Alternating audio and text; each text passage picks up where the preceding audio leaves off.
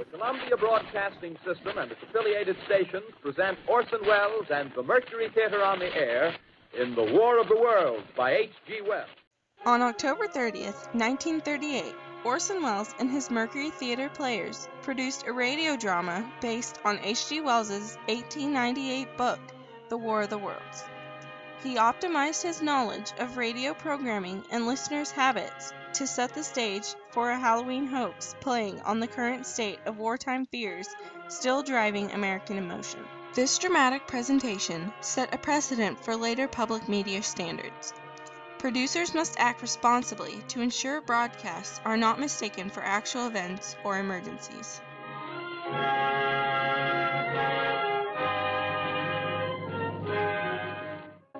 Ladies and gentlemen, the director of the Mercury Theater and star of these broadcasts, Orson Welles.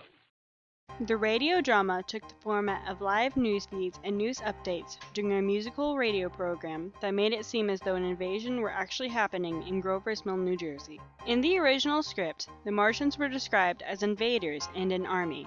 People tuning into the program a few minutes later would have missed the announcements identifying this as a fictional drama set in 1939. The program aired on the CBS network opposite the very popular NBC radio program, The Chase and Sanborn Hour, the most listened to radio program on Sunday nights. Orson Welles knew most of the listening audience would be tuned into NBC, but might change the station after Edgar Bergen and Charlie McCarthy finished their comedic routine and the musical portion of the program began. Listeners began tuning into the CBS broadcast after assurances were already made that the program was a fictional account and not a real news broadcast. But for those who tuned in during the middle of the broadcast, they believed the event was real and began to panic. Dorothy Hetherington Faring was 10 years old and remembers listening to the broadcast with her family in her two-room house in Valley Center, Kansas. My father had we'd bought a new radio that we hadn't had for years and never had one. And we was listening to the radio and this story came on. It was telling us about a war that was going on around New York City and around, it was killing people. And my dad, he kept saying, now remember, this is just a story. It isn't the truth. And we were all scared because it was coming every which direction and killing people, and people were running and killing themselves. And it lasted about an hour or so, I think, as much as I can remember. I was been through a lot since then. But it was a story that was hard to believe, because if you didn't know at the very beginning that it was just a story, it sounded real. On the East Coast, people called local police stations and radio stations asking about the Martian invasion. Switchboard operators recalled the hysteria and panic of calls being placed to loved ones during the program. Our board lit up when they announced that the Martians were coming across the George Washington Bridge. And that's when the excitement started. Mary Louise Frick was a freshman at Oklahoma A&M College and remembers her friends returning home from their dates scared because of the broadcast. I would have been at OSU. And I remember it was a Sunday. And I lived in a house with 40 other girls. We were at the Qualifier house across the street from Theta Pond. And I remember it was sort of in the evening, and almost everybody had a dinner date with their boyfriend. I thought, well, just let the War of Worlds go ahead. I'm going to be a good time. They began streaming in back to the house from their dates because they had heard about this radio program. Now, I didn't hear it. I heard about it, and I thought, no, I don't care, because I was more interested in the boys. Some of the girls came into the house then, screaming and in a panic, and they had got on the phone and started calling their parents to see if they were okay, all that sort of thing.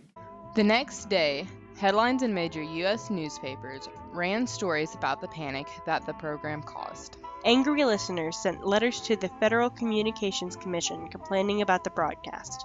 One angry listener, Paul Morton, wrote, "I am requesting that you immediately make an investigation and do everything possible to prevent a reoccurrence." He even mentioned that the communications for the police department were paralyzed for 3 hours. Another man, J.V. Yockey, wrote, "The Mercury Theater has been one of the radio highlights of the week for me this fall. The program Sunday, I felt, was one of their better programs." Orson Welles, seen here in an Associated Press newsreel on Monday, October 31st, 1938, the day after the broadcast. Do you think there ought to be a law against such enactments as we had last night as a result of that? I don't know what the legislation would be. I know that almost everybody in radio would do almost anything to avert the kind of thing that has happened, myself included, but I don't know what the legislation would be. Radio is new and we are learning about the effect it has on people. How could anyone believe anything this absurd so easily? Why did this radio program create such a panic? Orson Welles quite possibly timed the programming announcements in order to gain the most reaction from the audience. The months preceding October 1938 were a tense time in world geopolitical relations. Adolf Hitler and the Nazi Party came to power and began their atrocities against the Jewish population. Austria was annexed by Germany. The Munich Agreement took the Sudetenland from Czechoslovakia and gave it to Germany for peace in our time. Japan invaded China. Spain was embroiled in a civil war. A hurricane devastated New England, killing hundreds of people. When viewed with appropriate historical context, one can easily imagine why people may have made assumptions. It was an ingeniously disguised attack from European troops. The Mercury Theater performance of The War of the Worlds inadvertently caught a portion of the listening audience unaware. Radio was a rapidly developing technology and was in about 12 million homes at the time of the broadcast. Broadcasting false information was obviously against the FCC regulations, but this was a radio drama and not a real event.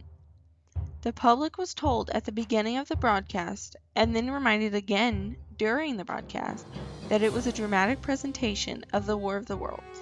Orson Welles created a radio program based on a book people would have been familiar with, but he used timing, dramatic suspense, and the public's own fears to create the perfect Halloween prank.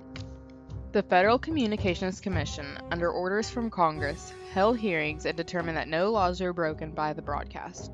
Subsequent changes to the rules in Section 73.1217 of the FCC rules relating to hoaxes and false news stories reflect these differences. The War of the Worlds broadcast is one of the most recognized radio broadcasts in media history. It represents the public media standards in a way that no broadcast has ever done before. While some listeners may have thought they were being invaded, Welles did not have or need an army to back up his presentation. He accidentally terrorized an entire nation with his words alone. We lived out in the country and didn't go to town very often, about once a week. But when Daddy brought home a newspaper where they didn't have the whole story, then we saw what was happening that way. It was scary. Yeah, I wouldn't want to live through it again. So goodbye, everybody, and remember, please, for the next day or so, the terrible lesson you learned tonight.